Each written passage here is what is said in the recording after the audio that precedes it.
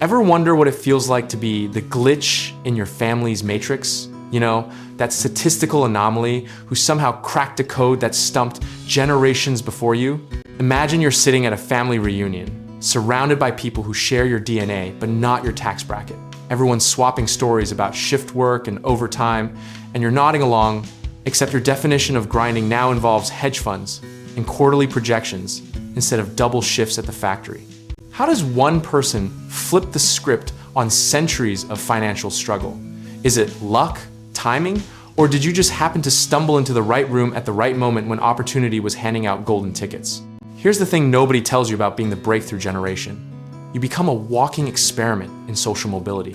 Every decision you make isn't just about you anymore. It's about proving that lightning can strike, that someone from your zip code can actually make it out and make it big. Picture this like you're the main character in a story your great-great-grandchildren will tell.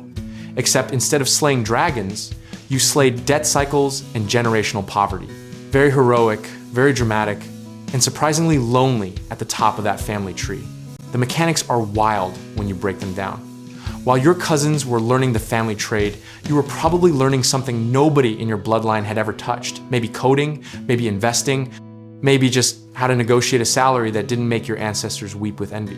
Cue the motivational montage music. But here's what really happened. Countless nights of imposter syndrome, wondering if you deserved success or just got cosmically lucky. The universe doesn't hand out instruction manuals for being the first millionaire in a family of blue-collar warriors.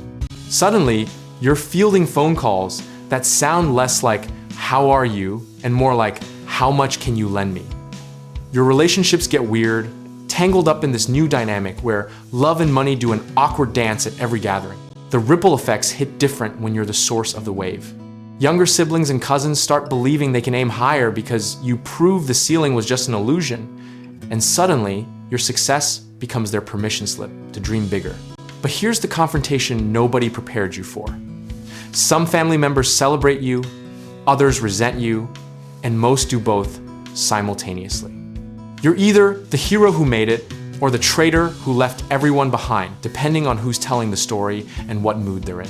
Some call it inspiration, others whisper about how you forgot where you came from. The truth is messier. You remember exactly where you came from, which is precisely why you fought so hard to change where you're going. The adaptation phase is ongoing, a constant recalibration of identity.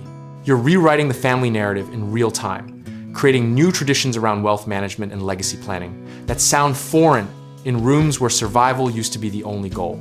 As the years roll on, the initial shock wears off, but the transformation sticks. Your nieces and nephews grow up in a different reality, one where college funds exist, and entrepreneurship isn't a pipe dream, but a viable Tuesday afternoon conversation. Despite all the changes, something peculiar persists.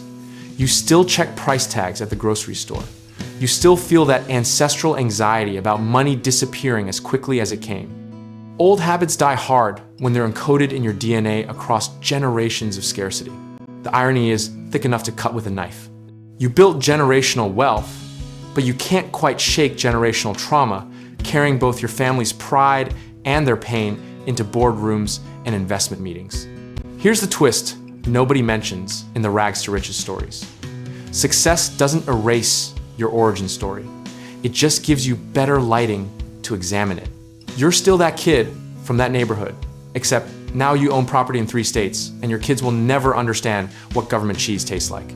That's the legacy you're building in real time, brick by uncomfortable brick. You're not just rich, you're the inflection point, the chapter break, the moment when everything changed. But here's what keeps you up at night, wondering if your children, born into comfort, will have the hunger that drove you, or if wealth is a one-generation superpower that dilutes with each inheritance. The game just changed, and nobody knows yet if you've won or just moved to a different board entirely.